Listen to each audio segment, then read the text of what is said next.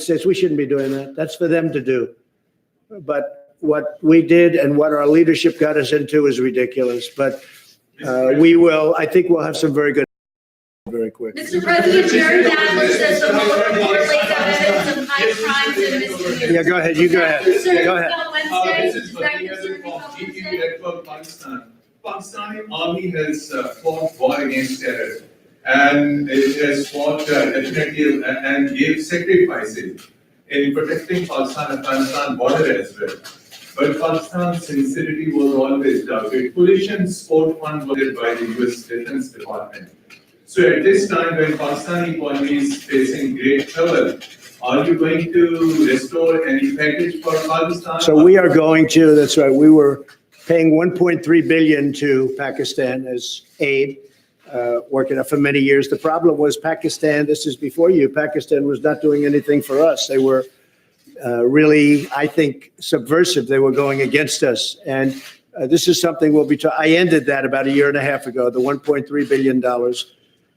And I tell you what, to be honest, I think we have a better relationship with Pakistan right now than we did when we were paying that money. But all of that can come back depending on what we work out. We're working out things that are very important. We have I consider this very important. We're working out things that are very, very important. And I think at the end of this, at the end of a very short time, we're going to have a very great relationship with Pakistan. And we should. It's a great country. They're great people. I have many friends from Pakistan. Living in New York, I have a lot of Pakistani friends, I will tell you that. And they're great people. Smart, tough. They are tough. There's no question about that. They're like him. They're tough. No, I'm not going to be watching. Probably. Maybe I'll see a little bit of it. I'm not going to be watching Mueller because you can't take all those bites out of the apple. We had no collusion, no obstruction. We had no nothing. We had a total no collusion finding. The Democrats were devastated by it. They went crazy. They've gone off the deep end. They're not doing anything. They're not doing health care. They're not doing infrastructure. They're not lowering drug prices. I'm lowering drug prices. First time in 53 years that drug prices went down last year. 53 years. And I'm doing that without the help of Congress, which makes it much tougher to do. Because if they worked with us, I could get drug prices down in half. But the Democrats don't seem to care about drug prices. All they care about is a phony investigation where the report was written. It said no collusion. The report was written, and the Attorney General, based on the report, was easily able to find there was no obstruction. There's no nothing. They're wasting their time.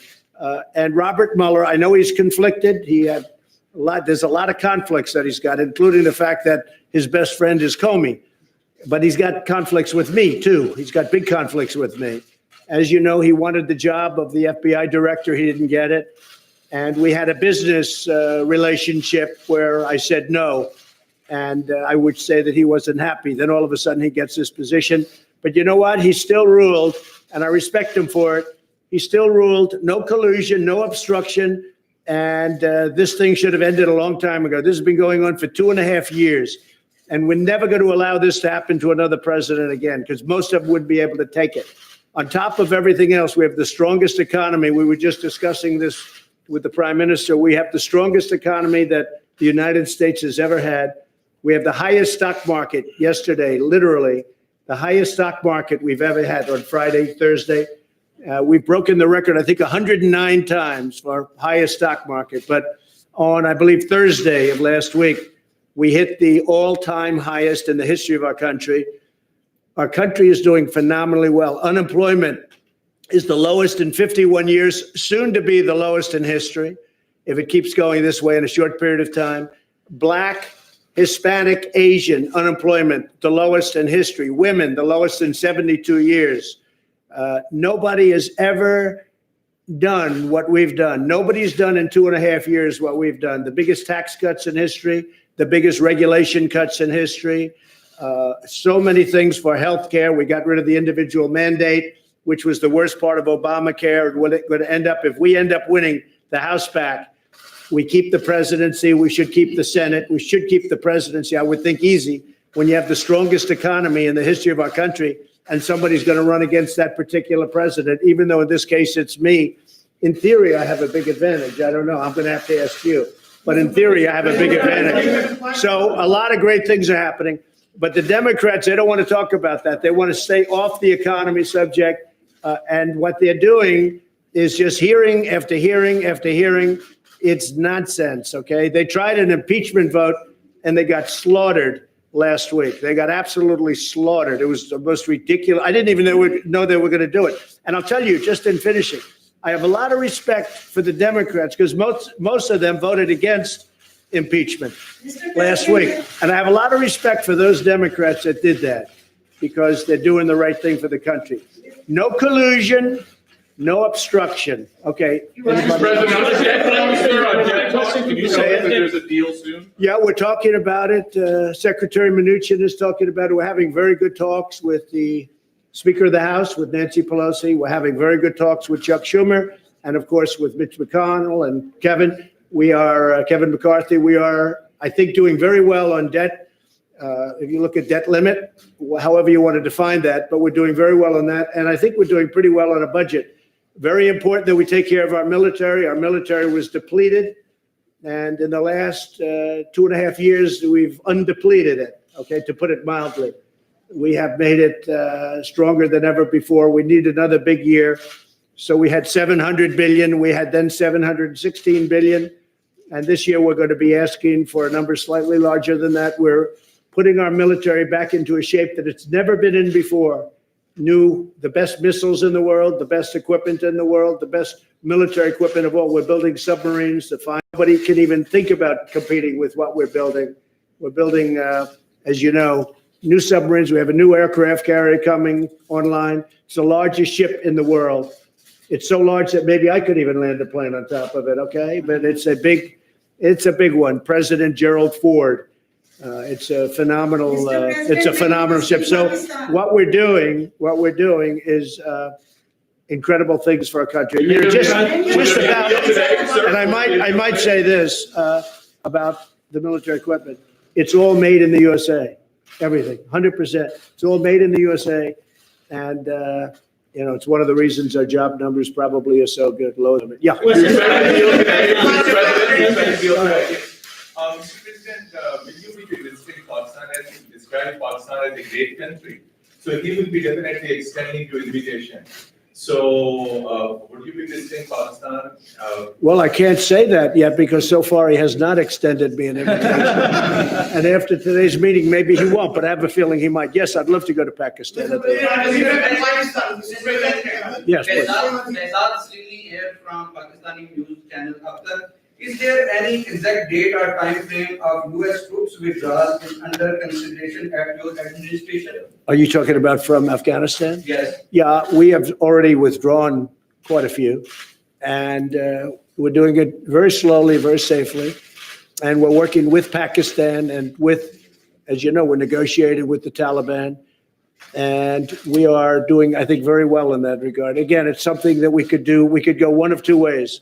We could do a number the likes of which they've never seen before and win it very quickly. I don't want to do that. I don't want to do that to Pakistan on getting a solution. And I think it's being worked very well. Wouldn't you say so? Will there still be troops there? Will there be troops there on which day in Afghanistan? Well, I don't know. We're moving a lot of them out. And Do you want them to be going we've somewhere? done what we were supposed to do. We've been there for 19 years. And we've acted as policemen, not soldiers. And again, if we wanted to be soldiers, it would be over in 10 days, 1 week to 10 days if we wanted to. But I have not chosen that. Why would we kill millions of people? It wouldn't be fair. In terms of humanity, it wouldn't be fair. So we're doing very well, and I think that Pakistan is going to be a big help. What role see for India in Afghanistan? And Mr. Prime Minister, same question to you. What does India have a role to bring peace in Afghanistan? You see, this is the closest we've been to a peace deal in Afghanistan. Yeah. And there is no military solution in Afghanistan. There is no military solution because, as Mr. President says, if you go all out military, there will be millions and millions of people who would die. So there is only one solution. And I feel, and I think we will discuss this, it's the closest we have been to a peace deal. And we hope that in the coming days, we will be able to urge the Taliban to speak to the Afghan government and come to a settlement, a political solution. And what the Prime Minister, excuse me, what the Prime Minister just said is a very big story, and that's 100% true. We've made a lot of progress over the last couple of weeks, and Pakistan has helped us with that progress, but a lot happening. A lot of things are happening for the United States, and I think a lot of great things are going to be happening for Pakistan too, under your leadership. I really feel that. Thank you. Okay. Mr. President, Iran, are we closer to negotiations or to armed conflict? I think Iran doesn't know where they are. I've been watching and reading a lot of reports, and right now they're a very mixed up country. They don't know whether they're coming or going. They have tremendous problems economically. Their country's in turmoil. They're having demonstrations all over Iran. Their inflation rate's at 75%. They have a lot of problems. So whatever it is, it is. I'm just going to sit back, but I will say they are doing very poorly as a country, and we'll see what happens. We did actually, because they said no, and it's a religious country or religious leaders, but they lie a lot. We did shoot down. Unfortunately, we had to shoot down a drone. The drone came down. You know how it came down, with a new technology that's actually quite amazing. But we took down one of their drones. Instead of saying, yeah, that happened, they lie. They say it didn't happen. So we have, there's a lot of proof. It's called, take a look at it on the ocean floor. Just go down there, take your scuba gear and go down there. One of you would do that, I know. But we took down a drone. I think very importantly, I read a report today about CIA. That's totally a false story. That's another lie. They put out propaganda. They put out lies. I don't think Pakistan would ever do a thing like that, right? Definitely not. Pakistan never lies. Definitely not. But Iran does, unfortunately. So let's see what happens with Iran. We are ready for the absolute worst, and we're ready for sense too. But we are very geared up, and if they are really the number one state of terror in the world.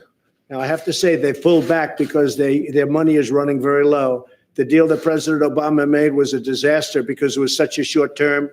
It didn't cover ballistic missiles, and they couldn't see the important sites. Under this, you couldn't inspect the important sites. There were many things wrong. And of course, they gave $150 billion plus $1.8 billion in green, beautiful cash. That's called many plane loads of cash. I think Pakistan would like to have some of that cash. But they gave $1.8 billion in cash, which is unthinkable. And instead of being respectful and thankful, which frankly they should have been to the United States and to President Obama for making that ridiculous deal, instead of being respectful, they put their finger up in the air, and this finger, the thumb, they put their finger up in the air and they disrespected the United States. They shouldn't have done that. That was a big mistake. One of the best things I've done is terminate that ridiculous deal. If they want to make a deal, it's frankly, it's getting harder for me to want to make a deal with Iran because they behave very badly. They're saying bad things. And I'll tell you, it could go either way very easily, very easily. And I'm okay either way it goes. Mr. President, Yeah, go ahead.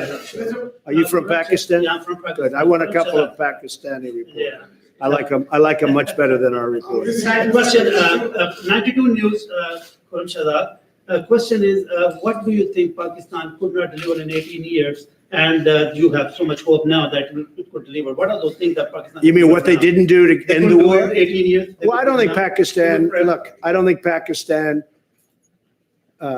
respected the United States.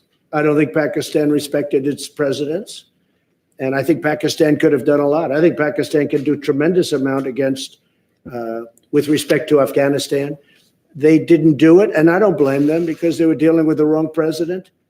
Who knows? But I think Pakistan could have done, they're helping us a lot now. I think they could have helped us a lot in the past, but it doesn't matter. We have a new leader. He's going to be a great leader of Pakistan. And we have a new leader here, sort of new. I'm 2.5 years now, getting to be 3 years. Can you believe it? You're going to find time flies. But no, I think Pakistan could have done a lot, but they chose not to. That's because they did not respect U.S. leadership. That's all. Pakistan doing enough now? Pakistan doing Well, I'll let you enough? know that very quickly. I'll let you know. I mean, I'm going to know soon. It's not going to be like a long-term thing. I figure things out very quickly. So the question was, that's probably the best question you've asked in a long time. First time, she's always asking Mueller. She's been asking this Mueller thing for 3 years. It's your best question. So I have to focus on that because that's such a great question. I think Pakistan is going to do a lot. I really do. I think Pakistan is going to make a big difference. I think Pakistan will save millions of lives in Afghanistan because I really believe they have a power that other nations don't have with respect to Afghanistan. And I will say, as of this moment, they're working very hard and very nicely. Mr. President, even video of protesters in Hong Kong and these ongoing protests being beaten by gangs and potentially the Hong Kong and Chinese governments sort of looking the other way, allowing these peaceful protesters to be beaten. Have you seen any of that footage? Have you been briefed on any of that? Do you have Well, I any have, message to and, Beijing and China? you know, I know President Xi, we're working on trade deals right now. We'll see what happens. Meantime, they're paying us billions and billions of dollars of tariffs, which is fine with me. But I know that they're working. I know that's a very important situation for President Xi. And, you know, you could say what you said, but you could also say that he has allowed that to go on for a long time. And you know, it's been relatively, I think it's been relatively nonviolent. Do you believe the protesters should be allowed to protest on the streets in Hong Kong as they've been doing? Well, they are. I mean, they are. I don't think China has stopped them. China could stop them if they wanted. I think that, again, I'm not involved in it very much, but I think President Xi of China has acted responsibly, very responsibly. They've been out there protesting for a long time. I've never seen protests like it where you have that many people. It looks like 2 million people. Those are big protests. But I think that I hope that President Xi will do the right thing. But it has been going on a long time. There's no question about it. Mr. President, even your critics. Anybody want to take a question? Prime Minister,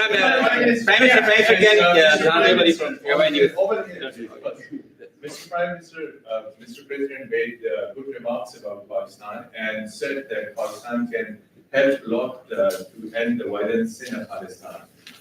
The dialogue process and reconciliation process.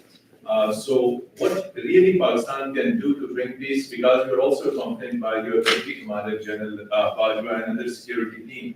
So what solution Pakistan, what strategy paper you have to push forward the peace and reconciliation process in Afghanistan and assurances to the US? Yes. Well, number one, this is the longest war that the United States has ever fought. It's almost 19 years. Number two, I am one of those who always believed that there was no military solution. Because anyone who knows the history of Afghanistan, you just have to look back at the history. There was always going to be a political settlement at the end. And I have to compliment President Trump because he has now forced people to end the war, to have a settlement. And that's where I think Pakistan is playing a very important role, because Pakistan has a 1,500-mile border with Afghanistan and all the areas where the trouble is, which is the eastern side of Afghanistan. So this is a critical time. I'm looking forward to my talks with President Trump. We have our military leadership here, because this is obviously a situation. And what we want is understanding between the two countries. I can assure President Trump that whatever we will be saying will be the apps. We will be straight with them. There will never be any question of any doubt on Pakistan's intent, because apart from Afghanistan, the country that wants peace in Afghanistan more than any other country is Pakistan, because we get directly affected by it. And Pakistan needs stability. We have had 15 years of fighting this war on terror, over 70,000 Pakistani casualties, over $150 billion lost to the economy. So we desperately want peace. And I'm happy that President Trump has pushed this forward. So I'm looking forward to this. Prime Minister, and apart from Afghanistan, there is another security threat in South Asia. and that is Kashmir dispute unresolved by the United Nations It's- and even by the US, who voted in support of that resolution in the UN. Now, are you going to make any kind of submission and intervention of President Trump? And the same question to Mr. President Trump. Is he going to I play will- any role in that? Okay, he's got it. I've He's got a got it. question. I will be asking President Trump. It's the most powerful country in the world, the United States. It can play the most important role in bringing the continent. You know, there are over a billion and a quarter people in the subcontinent. They are held hostage to the issue of Kashmir, and I feel that only the most powerful state, headed by President Trump, can bring the two countries together. From my point, I can tell you, we have tried our best. We've made all overtures to India to start dialogue, resolve our differences through dialogue. But unfortunately, we haven't made headways as yet. But I'm hoping that President Trump would push this process. So I was with Prime Minister Modi 2 weeks ago, and we talked about this subject. And because this has been going on for many, many years, I was surprised at how long it's been going on. Long. And 70 years. I think they'd like to see it resolved, and I think you'd like to see it resolved. And if I can help, I would love to be a mediator. It shouldn't be, I mean, it's impossible to believe two incredible countries that are very, very smart, with very smart leadership, can't solve a problem like that. But if you would want me to mediate or arbitrate, I would be willing to do that. President, I can tell you that right now, you will have the prayers of over 1 billion people if you can mediate and resolve this issue. It should be resolved. So, but he asked me the same thing, so I think there's something. So maybe we'll speak to him, or I'll speak to him, and we'll see if we can do something. Mr. President, even Because I've heard so much about Kashmir. Such a beautiful name. It's supposed to be such a beautiful part of the world, but right now there's just bombs all over the place. They say everywhere you go. We're getting ready to make many of those bombs. This left a hole that it took out a lot of the tunnels and everything else, but it left a hole in the earth that looked like the moon. It looked like a crater from the moon, still there. Nobody's ever seen anything like it. People heard it 15 miles away. They said, "What was that?" It shook the earth. Non-nuclear, the largest ever made by far. And they were going to make many of them. And I said, no, we don't have to. I don't want to drop that. I don't want to do that. So many easy solutions. That's actually the easy solution. And they'd come in and they'd say, let's have peace, but you don't have to do that. I think we're going to be very successful without having to go that route. And I have tremendous confidence in the Prime Minister. All right, one or two more. Go ahead. Go ahead, please. Are you going to raise the issue of conflict in a treaty with Pakistan? And here, question to you regarding the freedom of the press in Pakistan. There are